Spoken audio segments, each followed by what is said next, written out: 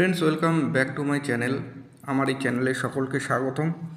এখন আমি একটি তিনটি গুরুত্বপূর্ণ বিষয় নিয়ে আলোচনা করব, যে বিষয়গুলি নিয়ে অনেক প্রশ্ন আসে বিভিন্ন কম্পিটিটিভ এক্সামে। তাছাড়া যারা কম্পিটিটিভ এক্সাম এখনও বসছো না, তাদের জন্য এই বিষয়গুলো জেনে রাখা দরকার। তার আগে বলে রাখি, আমার এই চ্যানেলটি আগে সাবস্ক্রাইব করে নেবে, তাহলে অনেক এডুকেশন রিলেটেড ভিডিও এই আমার চ্যানেলের মাধ্যমে তোমরা পেতে পারো। তাছাড়া অনেক ইনফরমেশান যেগুলো আমি আমার চ্যানেলের মধ্যে দিয়ে দেবো, সেগুলো তোমাদের ভবিষ্যতে খুব উপকারে লাগবে। আজকে আমি ভারতের নির্বাচন কমিশন, ভারতের রাষ্ট্রপতি, ভারতের উপরাষ্ট্রপতি সম্পর্কে বা এই বিষয়ের উপর ভিত্তি করে যে সকল প্রশ্নগুলো আসে বিভিন্ন প্রতিযোগিতামূলক পরীক্ষায়, সেই প্রশ্নগুলি আজকে অ্যাট এ গ্লান্স হিসাবে তুলে ধরব। যদি আমার এই ভিডিওটি পুরোটা দেখো, তাহলে আমার মনে হয় অনেক উপকারে লাগবে। যদি স্কিপ করে দেখো তাহলে প্রবলেম হবে। তাছাড়া যদি নোটস করে নাও, এই জিনিসগুলো স্ক্রিনশট মেরে নাও, তাহলে তোমাদের খুবই উপকার হবে। এখন আমি নির্বাচন কমিশন সম্পর্কে আলোকপাত করছি, একটু মন দিয়ে শুনে নাও। ক্লাসটা শুনলেও তোমাদের কাজে লাগবে। প্রথম যে পয়েন্টটি আলোকপাত করছি, মুখ্য নির্বাচন কমিশনার ও অন্যান্য কয়েকজন কমিশনারকে নিয়ে নির্বাচন কমিশন গঠিত হয়। তাহলে নির্বাচন কমিশনের গঠনটা হচ্ছে, একজন মুখ্য নির্বাচন কমিশনার থাকবে এবং অন্যান্য বেশ কয়েকজন কমিশনার নিয়ে নির্বাচন কমিশন গঠিত হয়। কোন ধারায় আছে, এই যে ধারাটা উল্লেখ করা আছে, এটি নোটস করে নিও। 2 নম্বর পয়েন্টে আছে, মুখ্য নির্বাচন কমিশনের কার্যকাল মেয়াদ কত? তাহলে উত্তর হবে 6 বছর।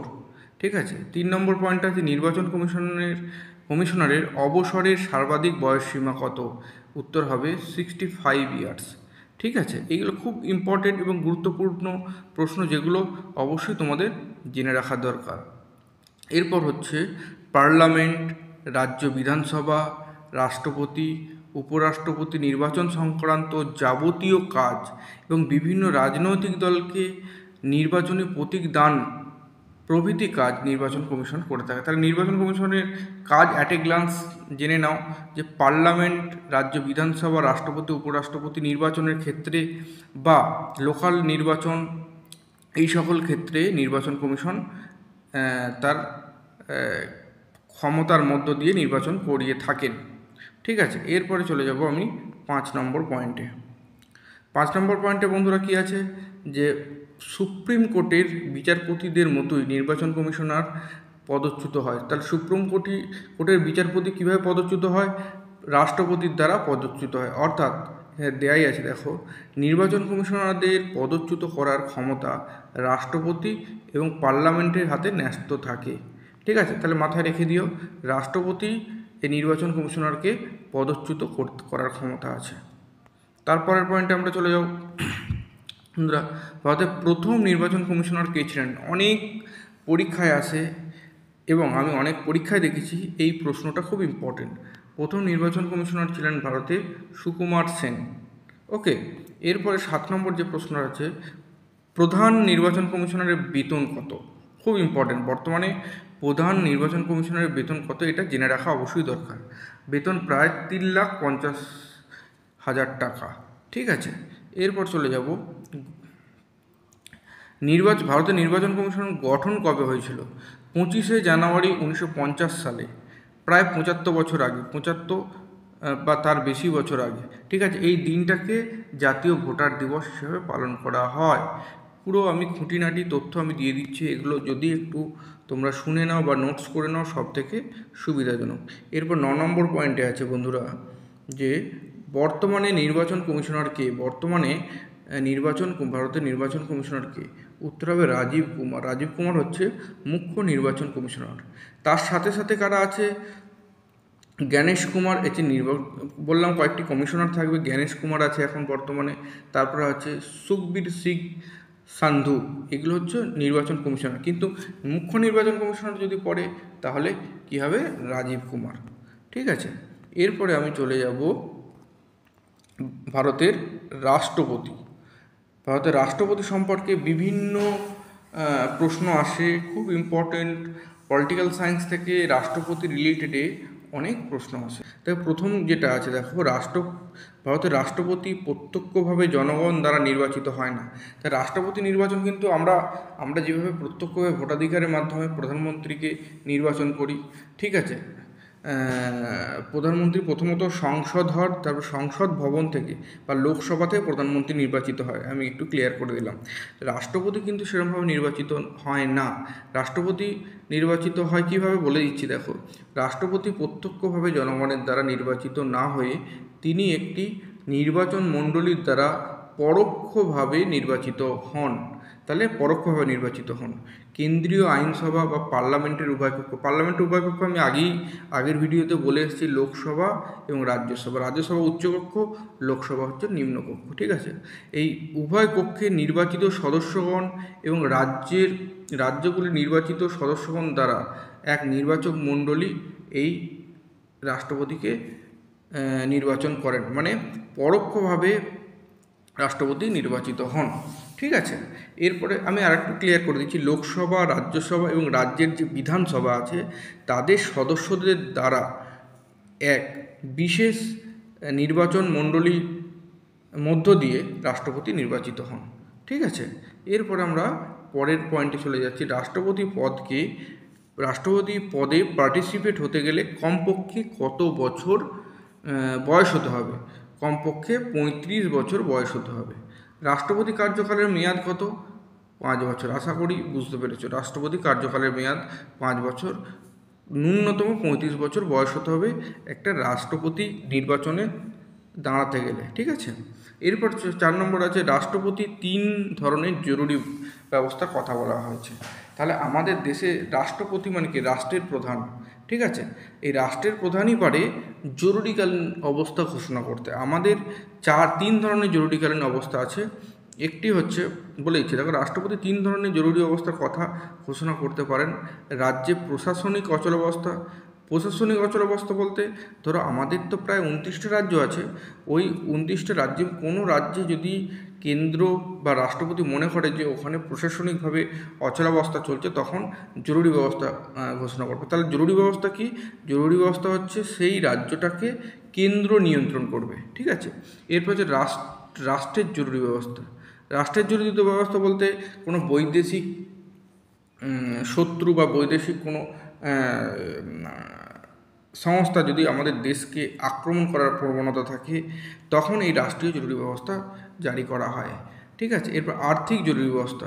আর্থিক জরুরি ব্যবস্থা কোনো রাজ্য বা কোনো আমাদের দেশে যদি আর্থিকভাবে বিভিন্ন সমস্যা ইনক্রিজ হতে থাকে, তখনই আর রাষ্ট্রপতি মনে করলে আর্থিক জরুরি ব্যবস্থা ঘোষণা করতে পারে, ঠিক আছে। এরপর আমরা 5 নম্বর পয়েন্টে চলে যাচ্ছি। বন্ধুরা দেখে নিও।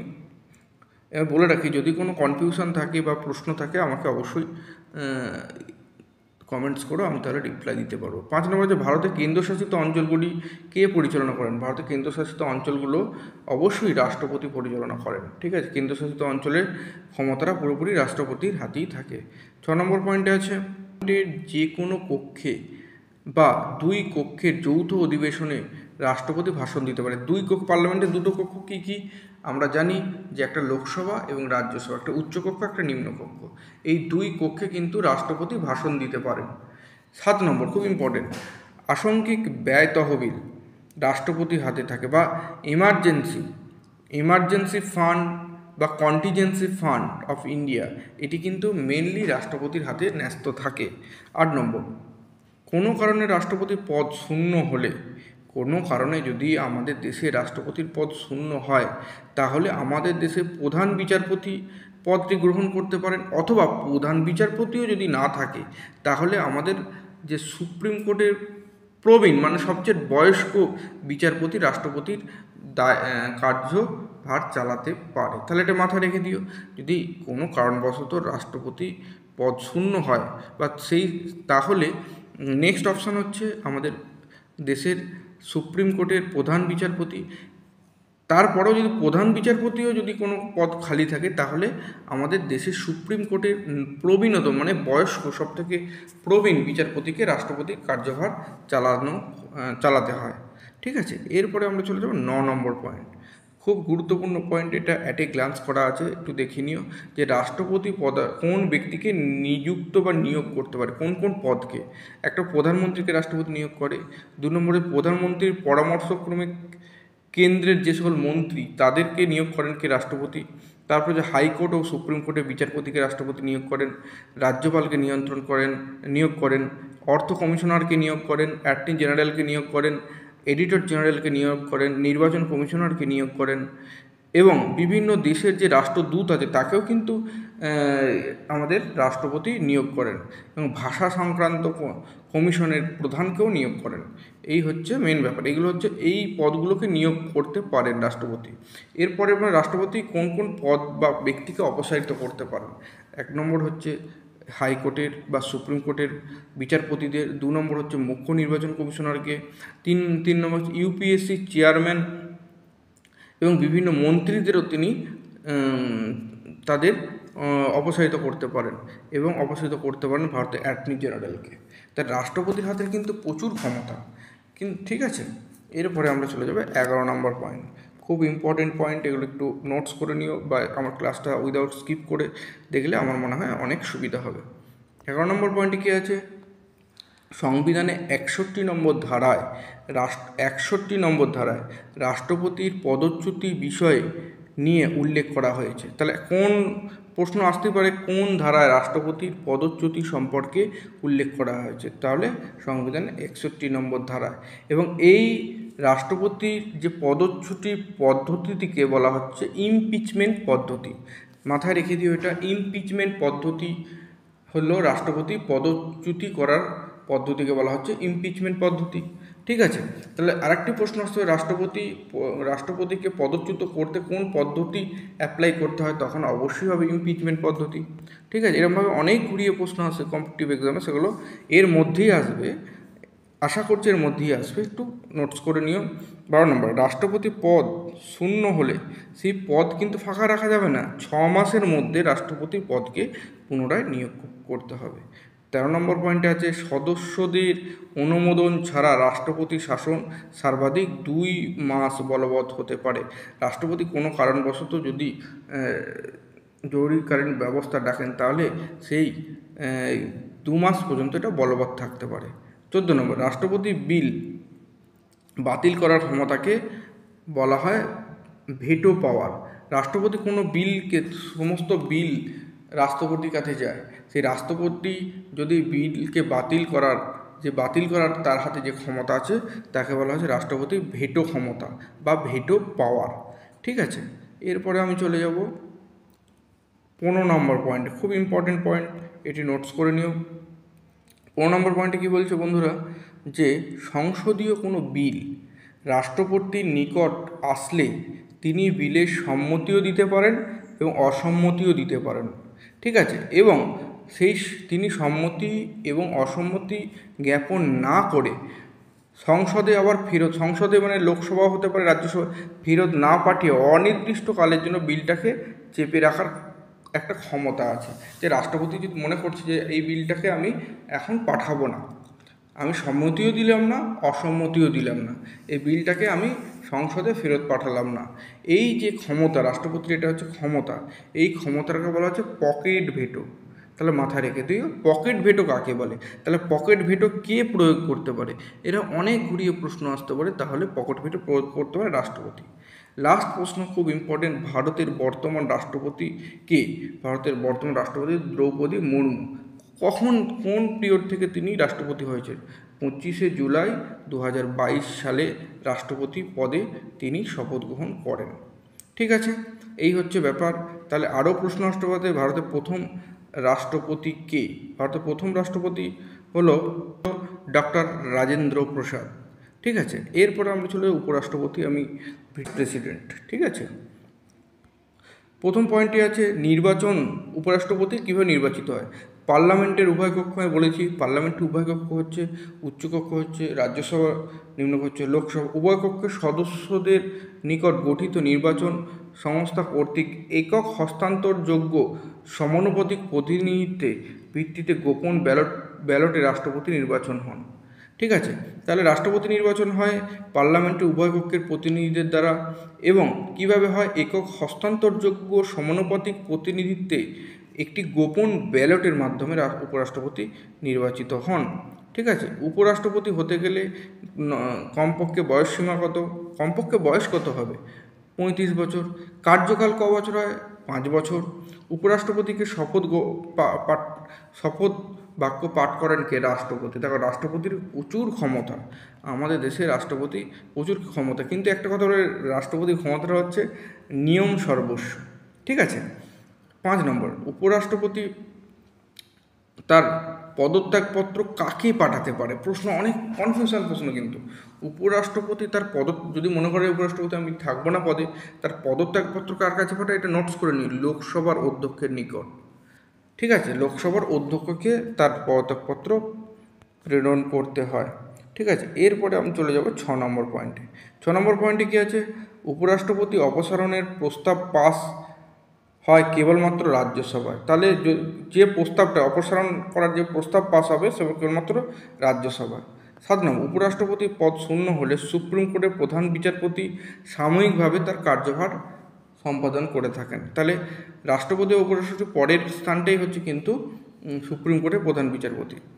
8 নম্বর এবং শেষ প্রশ্ন,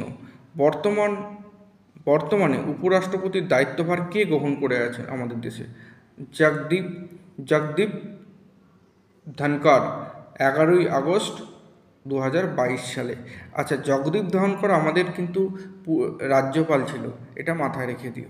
তাই আমি মেন প্রশ্নগুলো বন্ধুরা এখানে আমি আলোচনা করে দিলাম। কোনো কনফিউশন বা কোনো যদি আমাকে প্রশ্ন থাকে আমার বক্সে কমেন্ট করতে পারো, আমি তার যথার্থ উত্তর দেব। এবার বলে রাখি, আমার চ্যানেলটি সাবস্ক্রাইব করে নিও, তাহলে আমি খুব উপকৃত হব। এরকম অনেক ভিডিও পাবে যেগুলো এডুকেশন রিলেটেড বা কম্পিটিটিভ এক্সামের ক্ষেত্রে তোমাদের অনেক কাজে লাগবে। ভালো থেকো, সুস্থ থেকো।